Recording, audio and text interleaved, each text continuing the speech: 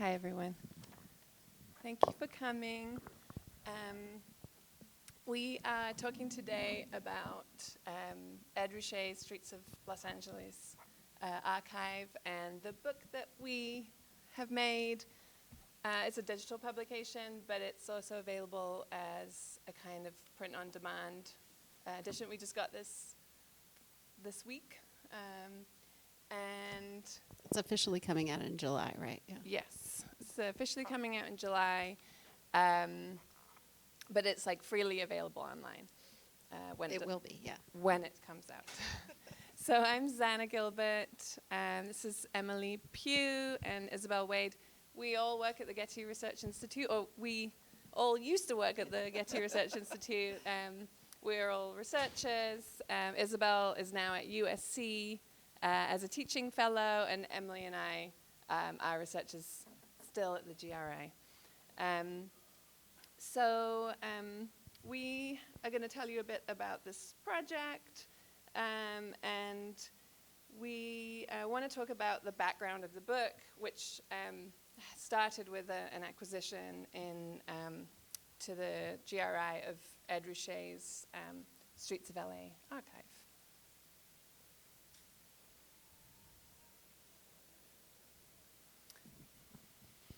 So most people know this Ed Ruscha's LA street photography through the book Every Building on the Sunset Strip from 1966.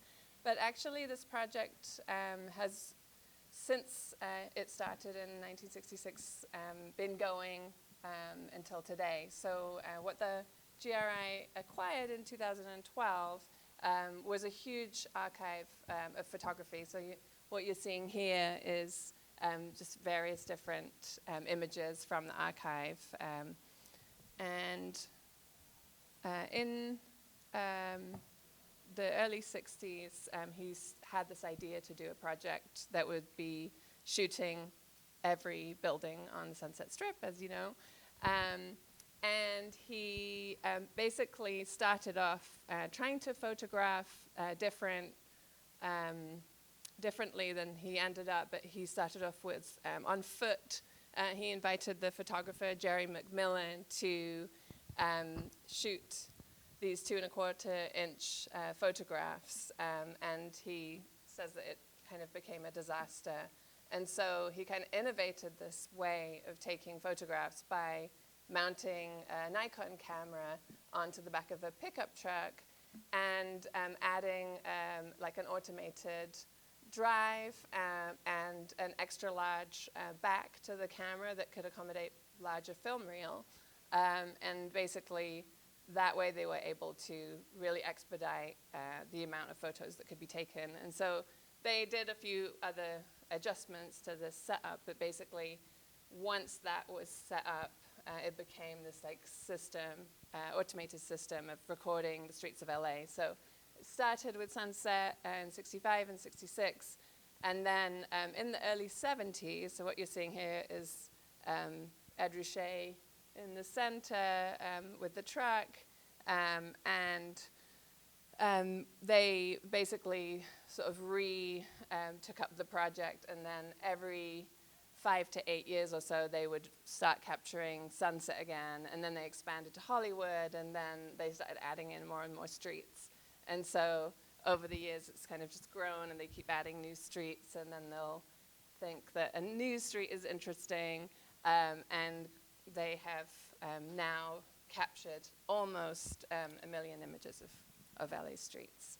So I just wanted to show an image of Every Building on the Sunset Strip, which is where it all started, and show you a bit of the material. So we have the negatives and positive prints of many of the campaigns that they did, but mostly it was like unprocessed negatives, and so the archive was not accessible when we acquired it, and so it kind of started off with a lot of work to digitize the projects. But we also have the production archive for Every Building on the Sunset Strip in the Getty Research Institute collections, and you can see some of the notebooks and the drawings of the setup and the camera angle. And then these are some of the context strips that they did print from 66 and 73. And so Emily is going to tell you a bit about the project at the GRI and the digitization and how we started working with the contributors to this book. Yeah, so as Zanna has shown you in talking a little bit about the archive itself, it's a unique collection in many ways. So as we began to think with our colleagues at the Getty who process archival collections about what we would do with this archive, we faced two kind of interrelated questions. One was how to make it accessible. As Zanna told you, most of this archive is developed negatives, but unprinted negatives. Some of them are spooled onto motion, they were shot onto motion picture film, spooled onto reels, and there's about 740,000 of them in what we collected in 2011. So unlike a lot of collections, we had to digitize this collection to make it accessible. We did not start by digitizing all 740,000 images, however. So it's unique because of the scale, and it's unique because of this challenge of the format.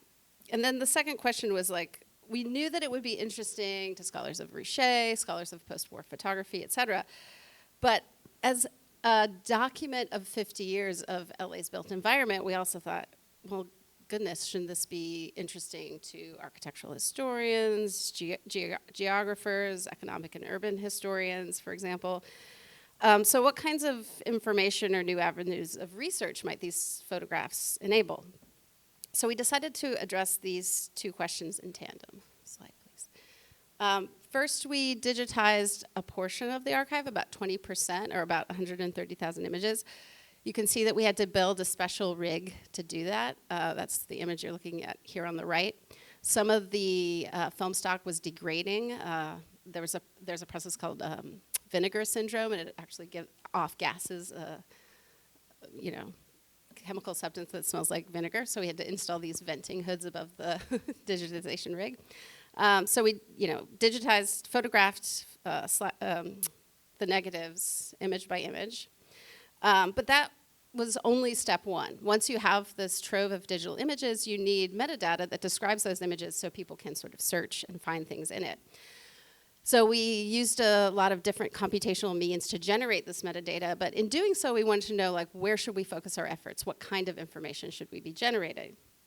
So that sort of coincided with this other question about, what broader relevance this collection might have. So we decided to engage a broader cohort of research collaborators to join us on a research project focused on this collection. So we issued a call for proposals, which we got an overwhelming response to this call. As a matter of fact, we were looking for projects from people who wanted to do some kind of research project on this archive. And as you can see, we gathered together a group of about 20 people from a lot of different fields and disciplines and institutions to join us on this journey as we process this collection. And we engaged them through workshops and other convenings in a kind of ongoing conversation where they could have conversations with the people processing the collection, the people digitizing it, the people generating the metadata, so that those folks understood what some of the areas of interest were, and so that the researchers could kind of understand what was possible with the digitized version of the collection and all the data we were creating. So the book really represents the fruit of that collaboration. It represents the outcomes of the research. So the authors in the book are most of the people on this list, but not all. So it represents, it's the actual outcomes of the research they were doing with the archive. But it's also a reflection of all the processes. The book really, I think, also captures, and we wanted it to capture all the work we did in processing the archive too. So that's very much a part of the story.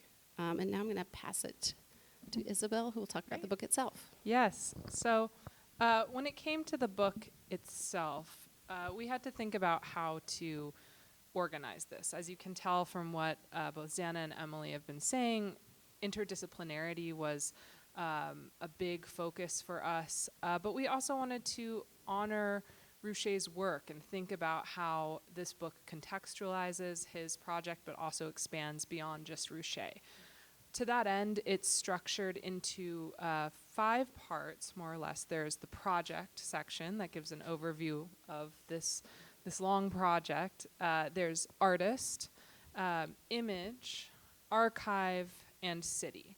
And these are themes that arose out of Ruscha's work around experimentations with the archive, the data that it produced, and also the data visualizations that arose from it, which we'll get into in a little bit.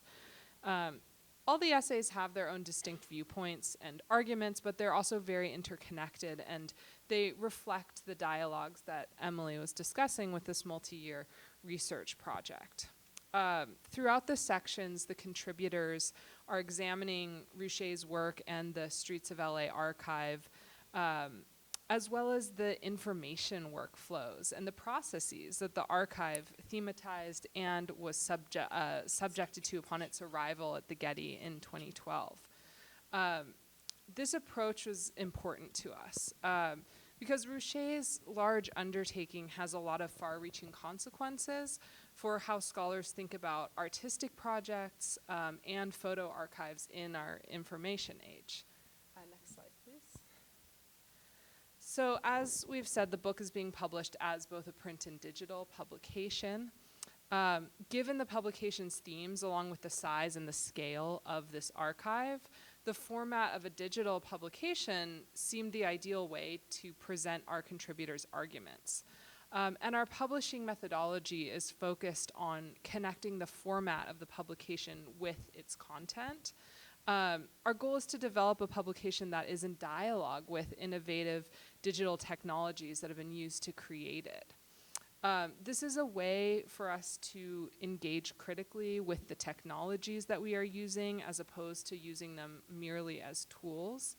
And there have been considerable challenges to publishing scholarly monographs in digital formats, and I think we'd all be happy to discuss that more at length. But the Streets of LA book is a great example of why such challenges have been, for us, really worth contending with. Next slide, please. The book is being published, to give you a little bit more detail, using Quire, which is Getty's digital publication framework. It's an open source digital tool that allows for longevity as well as discoverability for online publications. It offered us another opportunity to assess how digital and material forms of information are shaping and reshaping histories of art. Another recent Quire book you've seen here is the Scores Project, and it lets you see and listen to experimental notations and music. And likewise, we have tried to creatively use the digital format to advance reading experiences that you can't necessarily get through a print book. And for us, this means data visualizations that are really integrated into the longer research essays so that each could complement the other. So overall, the book really aims to historicize and contextualize Ruscha's project while also acknowledging that this project is, and this is one of Ruscha's phrases, a living organism. And we're really excited to see how this project continues to evolve in different scales and different purposes, different forms, as the images keep accumulating, as the city keeps changing, and as more people keep getting able to view and consult the archive as well. So to give a sense of some of these many different project outputs, we want to show a brief video, if technology allows, that we made in collaboration with the Museum of Modern Art in New York on the occasion of their retrospective on Ruscha. So what you'll see here, and if it will work, I'll give a summary of it. If not, it won't, but I can just get it on YouTube. Yes, it's on YouTube. So worst case, you can all go watch it after this. But you'll see a few of our project researchers discussing their work here. In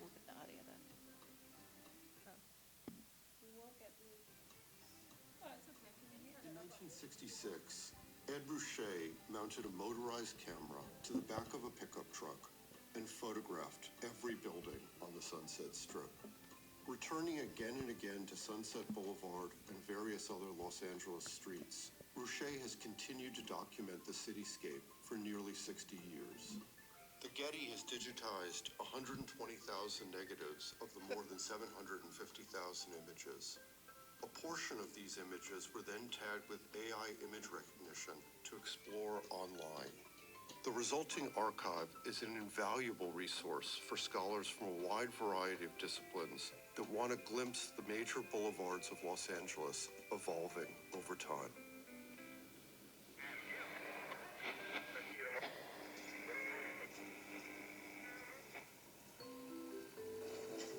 Ed Ruscha's street-level photographs give us a new perspective on the traditional bird's-eye view of urban history. This shift in viewpoint shows us people on the ground, contending with global energy and finance capital, suburbanization and immigration, geopolitics, and nature itself. They reveal the history of the 20th century city not as the work of invisible hands, but of real ones. Repainting, planting, tearing down, and building up. These incremental changes come to life when viewed over time, allowing us to trace what's different and what remains the same. Gas stations dwindle as freeways support growing suburbanization. Regional banks disappear. Languages change as neighborhoods shift. Some buildings are demolished, others somehow persist. Palm trees demonstrate the constructed nature of landscape, with dense greenery most visible in affluent areas, while less so in other neighborhoods. Sunset Boulevard's stories are limited by the path the roadway carved through the city, but its miles contain a multitude of stories and people behind its facades. Seeing them requires that one slow down and look, property by property, year over year, as Ruscha's camera did.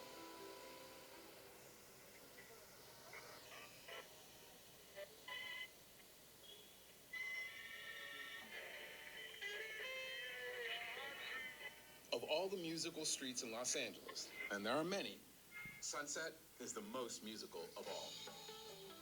Home to instrument shops, record stores, recording studios, nightclubs, record labels, and more.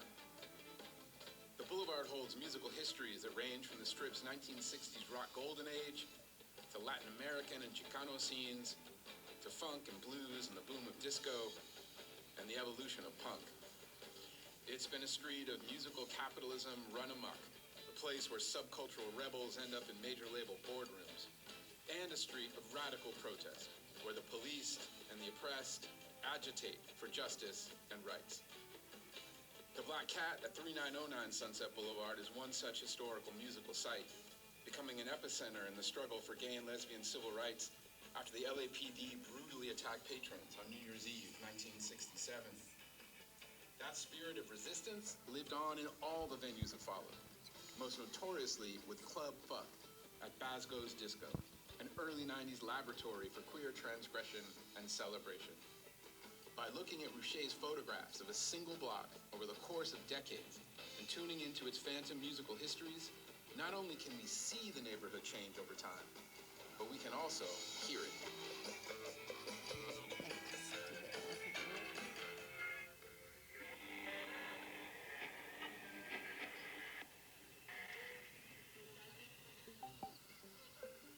Ruscha's project of categorizing and naming visual types is not too far from the interests of AI image researchers.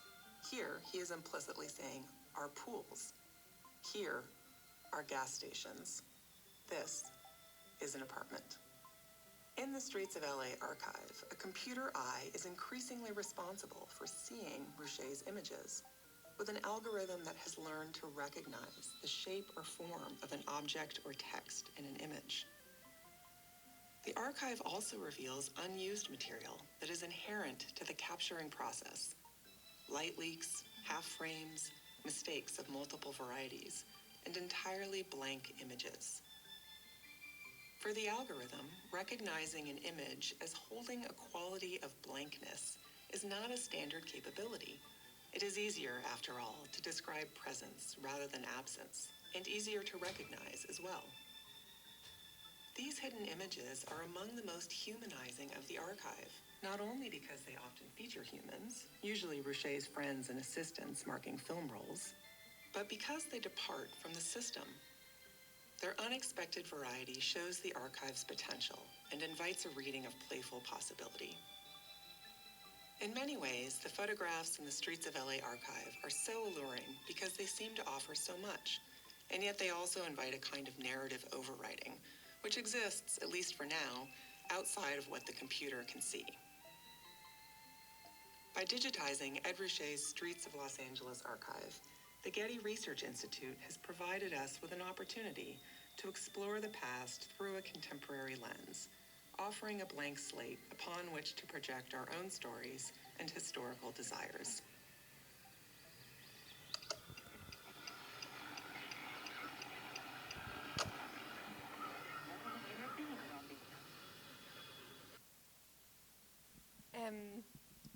So they were all voiced by some of the authors in the that are in the book. Oh, you don't want to see my notes.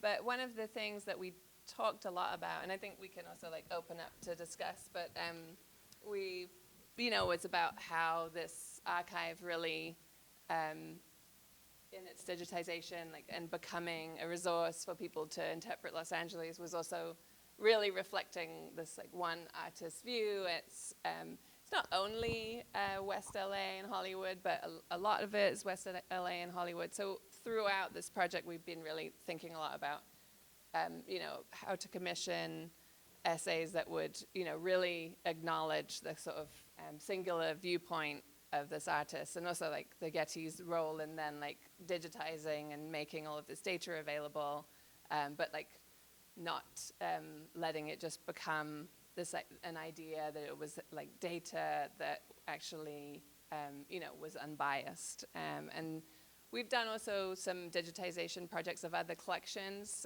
more recently to try and balance the Getty's digitized projects that represent LA. So we've been thinking about that a lot, and one of the essays in the book is by Eric Avila.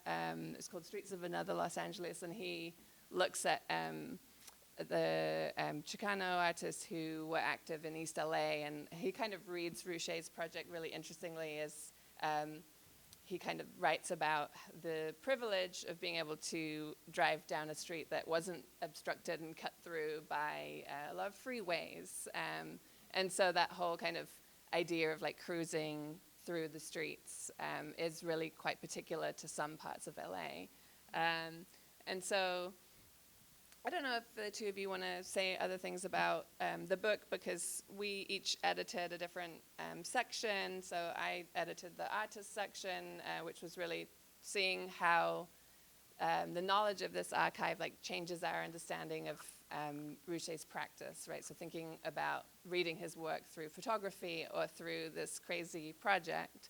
And you might have also noticed that we are talking about lots of different figures. So some people are saying 750,000 Yeah. images, and some people are saying 900,000. Some people, and it was kind of a joke that we've had going, which is why we called our talk "A Million Images in a Book," because basically the collection that we initially acquired at the GRI had 750,000 images, but Ruscha's studio is still active in recording, and they're going out often to do more recording, so that it's constantly growing. So, and It's hard to pin down. Hard to pin down, although we've had a good go at it.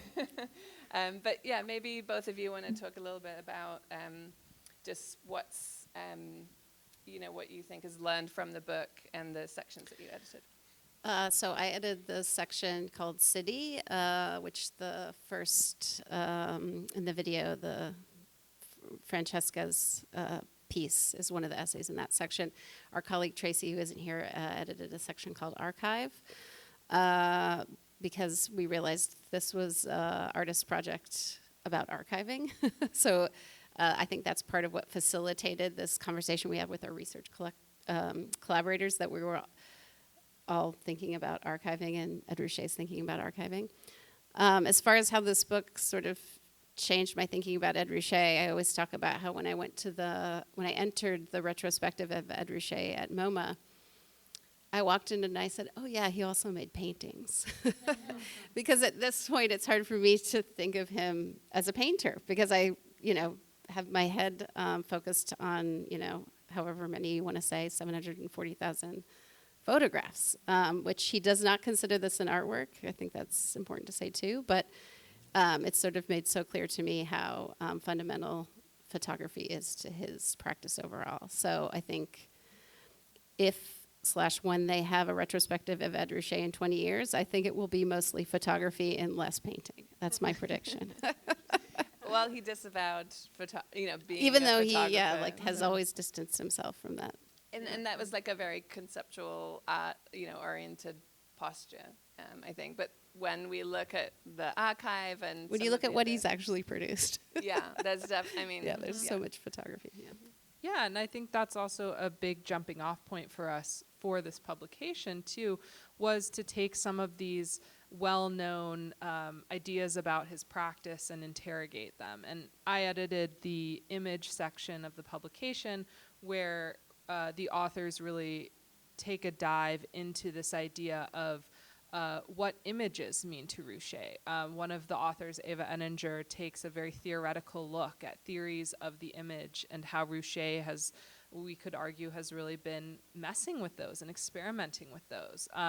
Other authors think more about his contemporaries in filmmaking, in urban studies, and how and architectural photography. This is what I focus on, and how all of these different figures were often in collaboration, maybe working separately, but we're equally trying to interrogate what the image of LA meant. One of the jumping off points for me for this section was a quote from Tom Anderson's Los Angeles Plays Itself, where he says that LA is the most photographed city in the world, and also the place where the relationship between reality and representation gets muddled, right? And Ruscha is this perfect figure who had a complex relationship to the image of LA, right? And allows us to get past these binaries of, let's say, LA as the sunshine versus the noir, and really look at some of these day-to-day, often banal images that give us a sense of what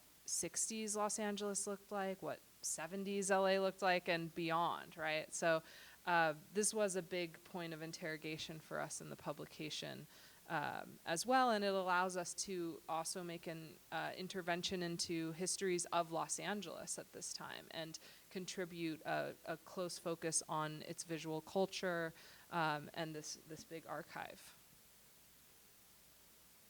And I wonder if you all want to say anything too about, I mentioned it, the data visualizations, which is the sort of big term and sort of one of the hovering things that we were trying to contribute in this digital publication. And it's been a long, really interesting process to think about these as data and what it means to visualize data in the context of a research institution, in the context of art history, et cetera. Yeah, there's one missing that's still being worked on. There will be ultimately 4, but one of the big focuses of this project was what can we do with all of the data that's been created? What can you learn at a high level looking at that data? So we created these data visualizations, one of which gives you, one of the interesting things about this project is we digitized 20% of it, but that's literally all people see because that means 80% of the archive is still those physical negatives locked away somewhere. So it looks like, oh, there's so many images and we're seeing so many, but you're only seeing like a tiny slice. So we wanted to provide an overview of the images as a whole, the archive as a whole, in relation to space, to what portions of Los Angeles have been actually photographed, because it's actually kind of a small portion of Los Angeles. And then 2 other data visualizations that explore what the data captures. So we used artificial intelligence to describe the image and to harvest the text from the signage in the images. So those 2 data visualizations talk about that. And then there's a 4th one that's kind of taking Kate Alvers's thoughts about Ruscha's practice and exploring funny sort of mistakes in in the way that AI labeled the images. So like, for example, it labeled a bunch of images with snow, which we know that doesn't snow in Los Angeles. So, but there's also an essay that sort of reflects on the practice of data visualization. And so the book was really a way to think about how Ed Ruscha himself is thinking about data and information collection and thinking about the processes by which information becomes knowledge or doesn't. We have 740,000 images of Los Angeles. Does that mean we know more about it than we did before? In some ways, yes. In some ways, like having a pile of negatives that you can't get information out of means you might even know less. Well, also just the unwieldiness of what is already digitized. We also made a website that's called 12 Sunsets that's more kind of public interface that anyone can go on, and it uses the tags. You can like search by the tags if you're interested in seeing like a record store, or you want to see palm trees or something. And we like the way that that plays with Ruscha's kind of interest in these listing kind of things. typologies and lists. But also that website, even though it's great and fun, it's still pretty unwieldy, and that only has 60,000 of the images on. And it's impossible to maintain. So we launched it in 2020? Yeah. 2020, which was kind of good timing because it was like... a lot of captive audience. Yeah. And it was only going to be maintained for, I think it was 3 years initially, and then we prolonged it a bit because we wanted it to be still up when the book came out, but like it's only going to be maintained for another year. It's just like not a sustainable thing to do, which is part of the reason we wanted to make this book, because the way that Quire is designed is basically to be like really, it's not as fun and like doesn't have all the gizmos, but it's like it will be more permanent. And the idea of like sort of its durability is built into this publishing platform, which is open source, as Isabel said. And it's meant to kind of offer a way to publish things digitally that, you can explore the digital, the affordances of a digital publication, but it's not like deep coding. I mean, some people have actually used it for more dynamic projects, but you basically have to like break the system to do that. Well, should we? Yeah, let's just open it up if anyone has any questions.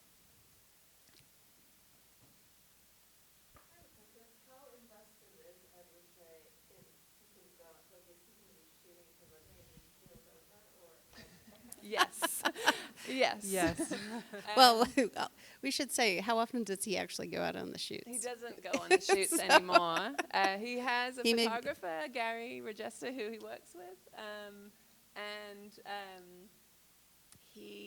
Gary basically runs the project. And, he bought this van with Ed's resources and like retrofitted it so he can get the camera in there. He like took all the seats out. They still use the Nikon, right? They cameras? have like 14 cameras in rotation.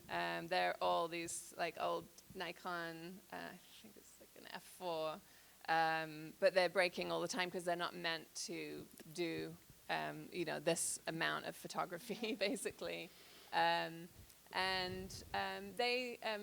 Gary and Ed check in really frequently about like what to shoot next and what haven't we done in a while. And they recently made a movie. They've been like going out to the desert. They have like they've a lot of projects going on that connect to this. And I think it's super interesting that like it's not really known about Ruscha. Like there's so much known about him and all the catalog raisonné work, and but that there's this quite active project that's all about just recording LA without any real like intention to do very much with it. And what we from talking to him about it, it's kind of like it all goes in, and I think a lot of his work that does deal with the cityscape, his other work, like the paintings, Then and Now is a really notable one because it's quite,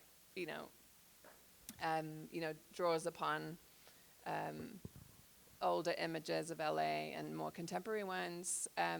But basically, yeah, it's like all feeding into his, we call it the image morgue that he draws from to make his work.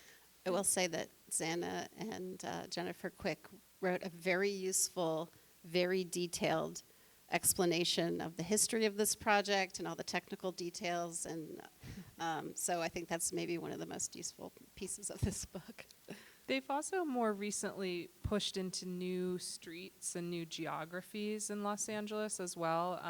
I know they've been interested in photographing the Elysian Park, Solano Canyon, what was Chavez Ravine area, and have actually done a little bit of research using other GRI photo collections as well. We have the collection of Leonard Nadel, who took a lot of photographs for the Housing Authority of the city of Los Angeles in the 1940s, that are these great panoramas of Chavez Ravine before its residents were forcibly evicted and displaced. And I know that this was of interest to the studio as well. So it's interesting as well to see new streets they take on. They've photographed north-south, I believe, now, which is notable since most of them are all east-west. Especially in this archive. Yeah, it gives us a different sense and scope of the city as well. Right, they've been doing like Mulholland Drive, La Brea, Weston, which is like one of the longest streets, Sepulveda. So they, have expanded. And the movie that I mentioned they made, it's like about 30 minutes, and it's all about Chavez Ravine. So it's more like a documentary, and it's narrated by Benicio del Toro, which I think is funny. But yeah, I don't know how we got there, but any other questions? Mm-hmm. I think so. This is recent. It's like maybe a couple of months ago. Oh, okay. It's the crew. We'll use a microphone so that. Thanks. I was wondering about the print book, about why you went with digital printing, if you're ever going to do more of a fine press edition, and how you sort of translated from your digital edition to print. Great questions. Well, the Quire platform can produce a number of different formats from a single, the text and image assets are all in GitHub, and then it pushes out to various formats, including print on demand. But in the primary version is the digital version because it has things like the data visualizations that aren't in the physical publication. There are not currently plans to do a fine art version of it, but sounds like a good idea for someone else. Yeah, I was about to say for someone. But yeah, I think the advantages of Quire are this ability to do these data visualizations, to think through that dimension of a book, and also because it's going to be free and accessible to anyone with a web browser. It's just that like there are so many images, and in the digital version you can like scroll through these multiple images, and we had to obviously like reduce that massively for this print. Mm-hmm. But no, we were expecting it to be huge. Yeah, it surprised us actually. Yeah. But the other thing, I mean, I think it's a big advantage that Quire produces physical books, because as durable as Quire is, as a digital publication, there's nothing more durable and permanent than a physical publication. So we will always have this no matter what happens to the website. Are you selling that? No, we only have these 2 copies, so yeah. These are the only 2 existing copies. July. Yeah. So it's really, it's kind of interesting. I guess like given the choice, I would have made like, more of a thought through like printed book. Thought through? What do you? This is pretty well thought through. Well, I mean, think like we sort of printed reversed the process in some yeah. way. We spent a lot of time on the digital design, and then I think it was challenging to think about how that could be translated easily to a book of this scope. Yeah. And there was a lot of back and forth. We worked with a company, Stamen, who specializes in data visualization. So for them, in some ways, it was also new territory to think about how to create design that would be appealing, user-friendly and all that through Within this Quire, Quire. that then gets plopped down into a print publication. So I think it also raises questions for the future of this kind of work of doing both. Which one gets prioritized, how to give them equal weight in aesthetics and form. Yeah, I was really curious to see how the printed version was going to turn out, and I was really like pleasantly surprised because I imagined it more as like it's just kind of exported from Quire, but the designer that we worked with, who's Getty publications designer, also worked with the printed version and adapted it basically in a way that I think is really thoughtful, and I'm pleased with how it looks. Although I haven't like really looked really carefully through I mean, it literally, yet. these are We like just 4 got days it. old or something. Yeah.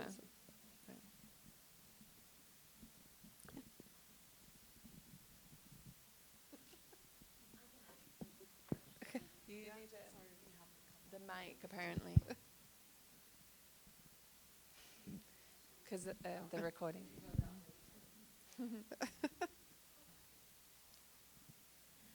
Thank you. How different was it to write and edit a digital first publication compared to a print first publication, if that makes sense? Yeah. It was definitely, it's definitely always challenging. I mean, we really wanted to try to think differently about these essays and how we illustrated them. And I will say, I know I just razzed you about saying we didn't, but in some ways we did not. I wish that we could have pushed more.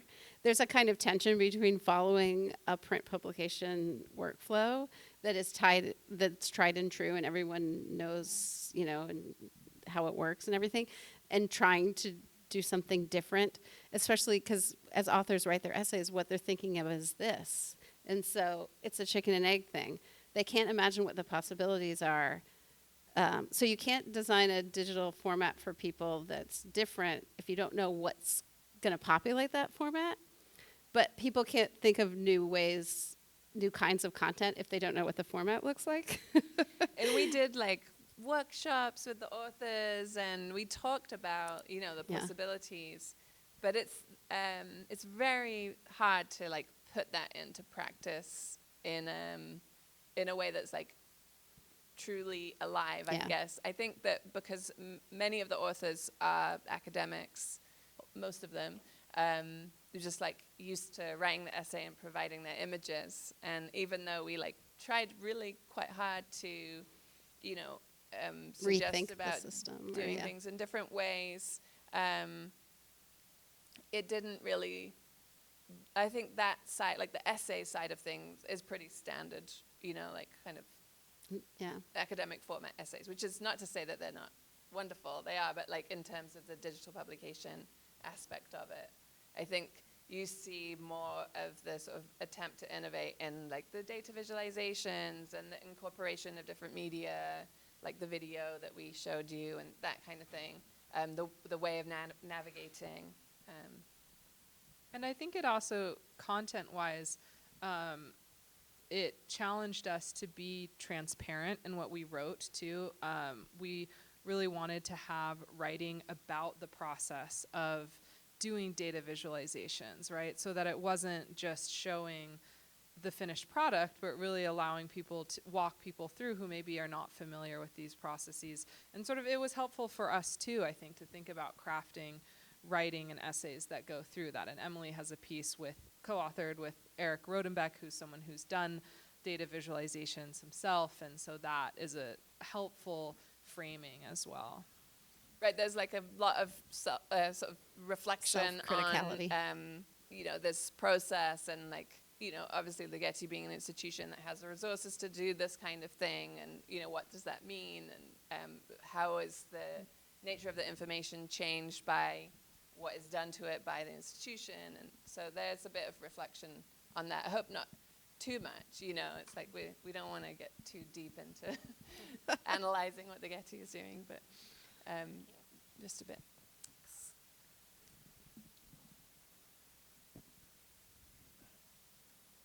Hey. Yeah. She has a question first. I guess I could just speak, but I'm a former GMUI with Getty Pubs. I was in the meetings when they were doing the design for this project, so it's wonderful to see it come to fruition. But I was curious if y'all knew what Ed Ruscha is up to now and what projects he's working on, because I swear I saw him photographing in Silver Lake like just a week ago. So I was curious if y'all knew. I bet you did. Yeah, and I was like, oh, is Gary or the other photographer doing his work now? When I swear I saw him there, so I'm just curious. It's always possible. As far as I know, he hasn't been going out on the shoots, but like he can always jump in, I guess, if he's interested in going. So I wouldn't like swear that he's not there. He definitely has photographed in Silver Lake before. So there's a suite of photos called the Silver Lake Suite of streets around there. So it's definitely been a area of interest. All right, I was just curious if y'all knew anything concrete. Thank you.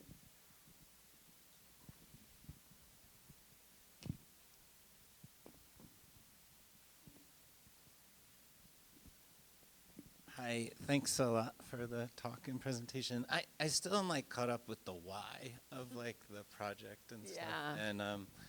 And it's like not, you said it's not art, but it's like Ruscha came out of a generation where they were like all gathered around a show called Information, like at MoMA, and like, and even with like Sunset Strip, there was a time when I was dealing with it where I was like, this is kind of like a performance more than, and like the performance of making it and like this almost like durational performance that is like appropriating a kind of information like production that is and durational in that way. That's like especially since I had the same thought when we were starting these conversations, because basically it's like a pile of negatives that he had never even seen. We say this fact that 90% of it he hadn't seen. I don't know if that number is true, but so that really makes it seem like a performance. Like if you're just taking pictures and then salting them away, then it's a performance really in some ways. Well, I think what is interesting, the section of the book that I edited, which is called Artist, has like 4 essays in it. And like one of them takes on like the relationship of Ruscha to information theory. So he has this text that's called Information Man, and it's like full of statistics of where all of Ed Ruscha's books may be. And like it's just like lists of different things, but it's also a dream. So there's this kind of like surrealist aspect to it as well, or obsessive, like excessive aspect to this project of information, which I think for me is the gist, is like it's kind of like playing with information, gathering it in this way that he's genuinely, I think, interested in, like the urban fabric of LA, but also it's like over-identification almost with the, in terms of thinking about performance, like he's overdoing it in a way, and that like excess. Trying to break the system. Yeah, and so there are a couple of essays that also make the argument, one by Alice Mann, who's actually a surrealist scholar, that it is a kind of performance about touching, and like the book, the Leporello book is about unfolding and it's durational. And then there's another essay by the photo historian Maggie Iverson, and she talks about it's almost like absurd. And like he made a later book that's called Then and Now, that was made in 2005, and it's from the Hollywood Boulevard photos that were part of this project. And it's a trade book, so it's like this big, but then he also made this artist portfolio, which is so big and heavy that it needs 2 people to carry it. It's like manageable.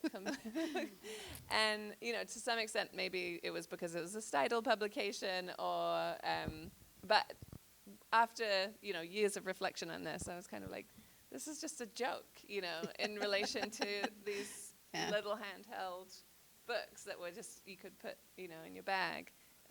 It's like the most absurd thing. So I think information systems and conceptual art is a major thing, but then there are all these other angles on it. Like Jennifer Quick wrote an essay as well for this, for the artist section, where she argues that all of his practice is about design. And where we get the term image morgue is from her scholarship, because she talks about basically in design practice at this time, it was very much about like you're storing up your like collection of images that then you can like bring back at any moment. So I think Ruscha was basically putting together, like the conceptual experiment, the idea of the instruction or the system, together with like his interest in like Duchamp. Oh, okay. I guess it's over. This is the vaudevillian hook that we're getting. Anyway, yes. I guess that was the end of that. Thanks, everyone. Yeah. Thank you.